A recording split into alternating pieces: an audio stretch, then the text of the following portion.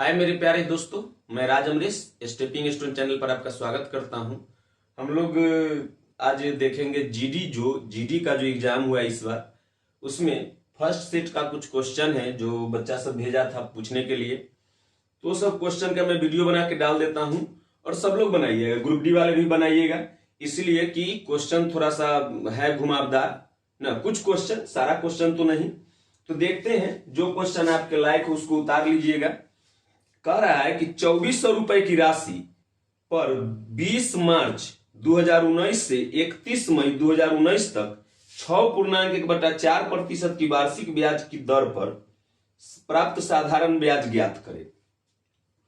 तो धनराशि तो 2400 रुपया है, तो 2400 रुपया हो गया, ठीक है। पी का मान 2400 रुपए, धनराशि 2400 रुपया है, पी का मान 2400 रुपए, दर भी दिए हुए आर का मान 6.1/4 यानी 24/25/4%। यहां तक तो कोई दिक्कत नहीं। अब बात है समय की, तो समय की बात है तो क्या कह रहा है कि 20 मार्च 2019 से 31 मई 2019 तक, तो 20 मार्च से जोड़ना है, समझिएगा बात को, 20 मार्च से जोड़ना है।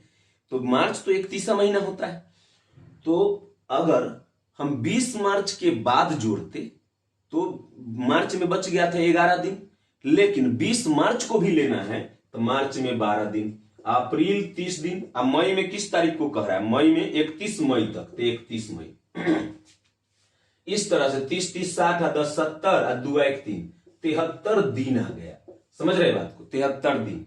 तो इसको वर्ष में बदलेंगे, वर्ष में इसलिए बदलेंगे कि यह वार्षिक दर है। वर्ष में बदलना, जब समय दिन में हो तो 365, देखिए वर्ष 2019 है, 2019 जो है जनरल ईयर है, लीप ईयर तो है नहीं, लीप ईयर नहीं है तो पूरा साल 365 दिन का होगा। तो 2019 की बात, इसीलिए 365 से भाग देते हैं। अगर यही 2020 की बात करता तो हम लोग कितना से भाग देते, 366 से भाग देते। तो इसमें 365 से भाग दे देंगे तो ये अब आ जाएगा वर्ष में, तो 73 बचे, तो 1/5 वर्ष आ गया। अब तो निकालना आसान है, साधारण ब्याज पूछ रहा है तो एसआई बराबर पी गुने आर गुने टी/100 होता है। पी का मान 2400, आर का मान 25/4 गुने टी का मान तो 1/5 गुने 100, बटा में जो 100 है 100 रहेगा ना, 2 शून्य से 2 शून्य कट गया ना, 5 से 5 बार में, 4 से 4 छक 24, तो 6 बचे 30 रुपया हमारा ब्याज आ गया। ठीक है, आसान है, बहुत आसान है, आप बना सकते हैं इजीली।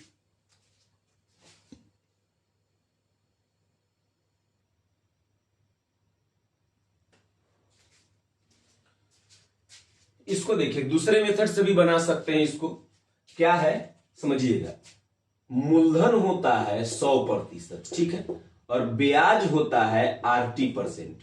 सिंपल इंटरेस्ट कितना परसेंट होता है, RT%। अब R का मान है 25/4, तो 25/4 और T का मान है, T का मान 1/5, ये तो निकालना ही पड़ेगा। तो 5 बजे 25, तो 5/4। अब देखिए 100% के वैल्यू आपको 2400 दिए हुए, तो 100% के वैल्यू जब 2400 है तो 1% का वैल्यू 24, जब 1% का वैल्यू 24 तो 5/4% था, तो 24 गुने 5/4 करेंगे, 4 छक 24, तो 6 बचे 30 रुपया हमारा ब्याज आ गया। ठीक है, इसको दूसरे तरह से ऐसे सोच सकते हैं। नेक्स्ट प्रश्न है प्रॉफिट एंड लॉस का है, बहुत आसान है लेकिन बच्चों से पता नहीं क्यों नहीं बना। यदि किसी वस्तु का विक्रय मूल्य 3 गुना होने पर लाभ 4 गुना हो जाए, तो हम मान लेते हैं कि क्रय मूल्य जो है X रुपया है, ठीक, अब विक्रय मूल्य Y रुपया है, तो लाभ कितना हो जाएगा, विक्रय मूल्य माइनस क्रय मूल्य लाभ। अब क्या कह रहा है कि क्रय मूल्य वही रहा, क्रय मूल्य वही रहा, अब विक्रय मूल्य जो है, विक्रय मूल्य 3 गुना हो गया तो 3Y हो गया। क्रय मूल्य वही रहा, विक्रय मूल्य को 3 गुना कर दिया, तो लाभ बराबर क्या हो जाएगा, लाभ बराबर विक्रय मूल्य माइनस क्रय मूल्य। अब का लाभ है, पहले का लाभ है, तो अब का जो लाभ है पहले के लाभ से 4 गुना है। ठीक है, तो 4 गुना कर देंगे इसको तो बराबर आ जाएगा, तो आ जाएगा 4Y माइनस 4X बराबर 3Y माइनस X। 3Y को उधर ले चलते हैं तो 4Y में से 3Y गया, तो Y, 4X को इधर लाते हैं तो 4X में से X गया तो 3X, तो Y बटा X बराबर, X इधर गुना में तो उधर बटा में, तो y बाई एक्स बराबर 3/1, यानी क्रयमूल्य 1 रुपया अब विक्रयमूल्य 3 रुपया, यही ना होगा। तब लाभ क्या होगा, तो लाभ हो गया 2 रुपया, तो 2 रुपया लाभ, 2 रुपया लाभ 1 रुपया क्रयमूल्य पर, तो 100 रुपया पर जो होगा वही ना लाभ प्रतिशत कहलाता है। तो ये आ गया कितना, 200% हो जाएगा लाभ। ठीक है, समझ में आ गई होगी बात मेरे समझ से, आसान है। जब विक्रयमूल्य 3 रुपया है, क्रयमूल्य 1 रुपया, तो लाभ 2 रुपया, और 2 रुपया लाभ 1 रुपया क्रयमूल्य पर, तो जो 100 रुपया पर होगा वही प्रतिशत लाभ कहलाता है। एलसीएम एचसीएफ का नेक्स्ट प्रश्न है, कह रहा है कि दो धनात्मक संख्याओं का अनुपात 11:7 है, 11:17 है। ठीक है, दो संख्या का अनुपात 11:17 है और इसका मौसा दिए हुए है, मौसा 4 है, उनका लघुत्तम समापवर्त पूछ रहा है। तो देखिए समझिएगा, इसका अगर मान लीजिए कि ए से काटा होगा, मान लेते हैं कि ए से काटा होगा, तो ए से जब इसमें फिर गुना करेंगे तो संख्या प्राप्त हो जाएगा। किसी अंक से, किसी ना किसी अंक से काटा होगा ना, तो माना कि ए से काटा, तो फिर ए से गुना करेंगे तो संख्या प्राप्त हो जाएगा, तो संख्या इतना रहा होगा। समझ में आ रही बात। अब देखिए, अब जब ए से काट दिया तो दोनों कटने लायक नहीं रह गए, अभी कटने लायक है, तो इसका मतलब है वह संख्या जो दोनों संख्या को इस रूप में काट दे कि अब वो कटने लायक नहीं बचे, वो मौसा कहलाता है। तो इसका मौसा ए होगा, और ए का मान दिए हुए है 4। अर्थात समझिएगा बात को, अगर रेशियो दिए हुए है, मौसा दिए हुए है, तो मौसा से रेशियो में गुना करने पर संख्या प्राप्त होता है। ठीक है, ऐसे आंसर तो कब का आ चुका है, लेकिन हम समझा रहे हैं कि मौसा से गुना करने पर फिर संख्या प्राप्त होता है। तो संख्या हो जाता है 11 गुने 4 और 17 गुने 4, यही ना होता संख्या।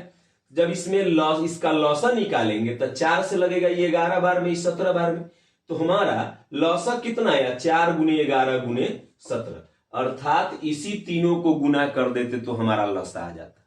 क्लियर है, तो गुना कर दीजिए। तो 11 चौक 44 में गुना करना है 17 से, तो 17 चौक 68 के 8 हासिल 6, 17 चौक 68 6, 8 14 74, 748 हमारा आंसर आ जाता। समझ में आ गई होगी बात, समझे बात को, कि ये जो है अभी कटने लायक नहीं है, इसका मतलब वो मौसा से काटा होगा, तो फिर मौसा से गुना कर देंगे तो संख्या आ जाएगा। तो संख्या हमारे 11 गुने 4 17 गुने 4 आया ना। तो जब इसमें अब 4 से लगेगा, देखिए हम बड़ी संख्या से लगा सकते हैं कब, जब इसमें दोनों लगने वाला हो, तो दोनों में 4 है तो दोनों 4 से लगेगा, तो 4 से लगा दिए तो लौसा आ गया 4 गुने 11 गुने 17, गुना कर दिए हमारा आंसर आ गया। और नहीं तो अगर आप इसको अच्छी तरह से समझते होंगे तो कुछ नहीं करना था, तीनों को गुना कर देते हमारा आंसर आ जाता। ठीक है, देखिए एवरेज का प्रश्न है, मस्त प्रश्न है, कह रहा है कि ए और बी का और बी और सी का और सी और डी का औसत 9 6 4 दिए हुए, तो ए और डी का औसत पूछ रहा है। समझिए, ए और बी का औसत दिए हुए है 9, तो योग हो जाएगा 9 दूना 18, दो संख्या का योग औसत 9 है, तो योग 9 दूना 18। बी और सी का औसत दिए हुए है 6, तो योग हो जाएगा 6 दूना 12। सी और डी का औसत दिए हुए 4, तो 4 दूना 8 हो जाएगा। तो जब हम इसको जोड़ेंगे, तो a प्लस बी तो 2b, प्लस सी तो 2c, प्लस डी बराबर 12 8 20, 20 18 38, तो 38 आ गया योग। अब समझिए, a प्लस डी प्लस ई दोनों में से 2 कॉमन ले लेते हैं, तब b प्लस सी बराबर 38, और b और c का मान ऑलरेडी 12 आ चुका है, तो 12 दूना 24, तो a प्लस डी बराबर जब रखेंगे a प्लस डी बराबर, तो इसका मान 12, b प्लस सी का मान 12, 12 दूना 24, इधर प्लस में तो उधर जाकर माइनस में, तो 38 में से 24 गया तो 14 आ जाएगा। तो a और d का योग 14 आया। अब पूछ रहा है कि दोनों संख्या का औसत क्या होगा, तो औसत कितना हो जाएगा, 14/2 यानी 7 हमारा आंसर हो जाएगा। ठीक है, कोई प्रॉब्लम नहीं होनी चाहिए, आसान क्वेश्चन है भाई, बहुत आसान क्वेश्चन है। टाइम एंड वर्क का प्रश्न है, आजकल टाइम एंड वर्क का कुछ क्वेश्चन तो हार्ड पूछ रहा है, लेकिन देखिए इस क्वेश्चन में आप पढ़िएगा, मुश्किल से लगेगा तो 30 सेकेंड से भी पहले बन जाएगा। ठीक है, मुझे समझाना इसलिए थोड़ा सा टाइम ज्यादा लग सकता है, लेकिन अगर जो बच्चा बनाने वाला होगा टाइम एंड वर्क को अच्छी तरह से जानता है तो उसको 30 सेकंड से ज्यादा नहीं लगेगा। और केवल फंसाने के लिए कुछ बातें इसमें दिया हुआ, देखिए कह रहा है ए एक कार्य को 18 दिनों में कर सकता है। ए करता है किसी कार्य को 18 दिनों में, ठीक है। ए और बी एक साथ कार्य करते हुए उसी कार्य को 8 दिनों में कर सकता है। ए और बी जो है मिलकर किसी काम को 8 दिनों में करता है और ए अकेले 18 दिनों में करता है। फिर कह रहा है कि बी और सी, जबकि बी और सी एक साथ कार्य करते हुए उसी कार्य को 6 दिनों में करता है, पूरा कार्य, ठीक है। तो कह रहा है इसमें कि ए बी और सी एक साथ कार्य करते हुए कार्य को कितने दिनों में कर सकते हैं। तो ए बी और सी का पूछ रहा है, बताइए ए यहां है, बी और सी दोनों का दिए हुए हैं, तो हमको इसकी जरूरत क्या है। जब तीनों का निकालना है कि तीनों मिलकर कितना दिन में करेगा, तो इस बात के लिए इसकी कोई जरूरत है। हाँ, बनाने के लिए अगर आप डिटेल में पूरा बनाइएगा तो इसकी भी जरूरत पड़ेगी ना, लेकिन केवल आंसर लाने के लिए हमको इसकी जरूरत नहीं है। अब ए करता है अकेले 18 दिनों में और बी और सी करता है 6 दिनों में। तो जब ये तीनों को जोड़ेंगे तो ये तीनों ना आ जाएगा, यहां पर ए प्लस बी प्लस सी तीनों आ गया।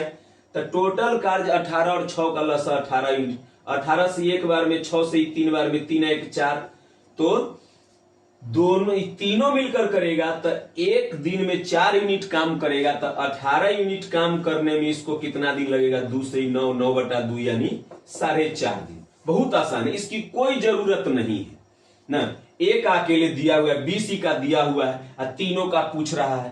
तो जब ए है ये है, बी सी है ये है, तो यहाँ पर तीनों जोड़ के आएगा तो ए बी सी तीनों आ गए। तो मुश्किल से इसको बनाने में 30 सेकंड लगेगा। बहुत आसान क्वेश्चन है, ठीक है। नमस्कार, भारत माता की जय, जय हिंद।